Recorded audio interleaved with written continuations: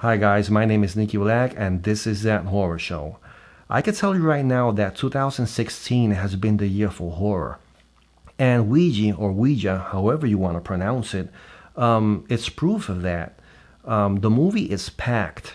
Right now, it has a lot of elements. It's based on the 1960s, on the 60s decade. And, it really grabs you by the waist. For example, the movie has a priest. If those who are horror buffs like me that can go back in time remember that those old movies used to have a priest, but this one was very unique. He wasn't a wimp. In fact, he was very smart, a very unique character, courageous one too. I think the funniest issue with this is the way that the cameraman in the movie, panned the camera, all the way to the left. And I was like, oh my God, look, it's really 1960s because that was the way that, they panned the camera on the sides.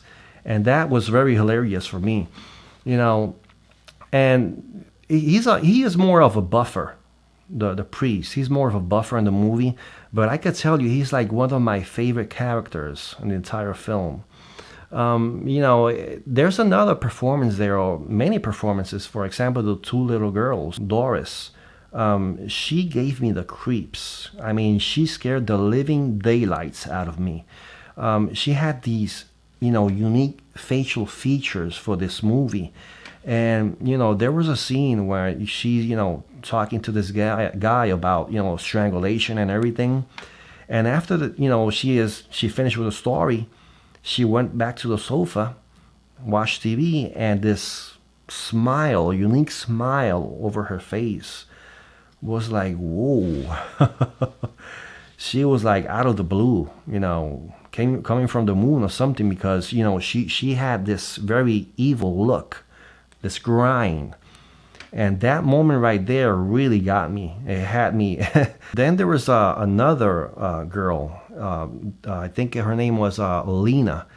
Lena was a very smart character. There was another scene where she is invited by her little sister, Doris, to, play the game. And, the look on her face was sheer horror, sheer terror, because I don't know if it was because of the fact that she felt that her sister was changing, or maybe because of the fact that she didn't know what to expect by playing the game. But you could see, based on the camera angle, the way that, it focused on her face and the look that she gave to the camera. She had watery eyes, a distressed face and everything. That was worth $1 million, I could tell you right now. The movie had some other elements. It was for example, the sets. It really had this vintage style. For example, the wallpaper. Besides that, the furniture, the lamps on the walls. It was, and I could tell you, I am a sucker. I am a sucker when it has to do with vintage and horror films. And I really compare it to the what was this movie called? I think it was called The Woman in Black Part 1, where it had this this vintage old style to it. And another movie I would like to compare it would be like The Others. It had this unique style of old elements in it, and it was just really awesome to see that.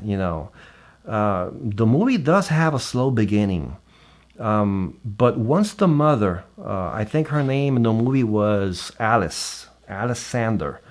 It was performed by this actress called Elizabeth Reeser. Once she bought the board, the movie just flipped. It wasn't slow anymore. It just flipped. It turned into something else. At the beginning, when the movie was slow, it was dragging. I was like, oh man, the movie is dragging, it's slow. But once the film finished, I completed the film. I had another perspective, because I think they put that in there. Because if you look, way back on those old horror films, the beginning was quite slow. And I think they brought that element here, to bring that back. But the movie is really something else once the Ouija board, comes in. There are very few deaths in the movie. I really like that because the film was more about how horrible things can go, terribly wrong. And this is how you make a horror movie. You film a great horror story with uncommon elements like a girl walking on a wall or from a ceiling. Cigarette burns. There were cigarette burns on the upper corner. There were like small round stains on the corner of the screen, and that let the filmmakers know that it was time to change the reel. And it was hilarious to see that. It was all around the film.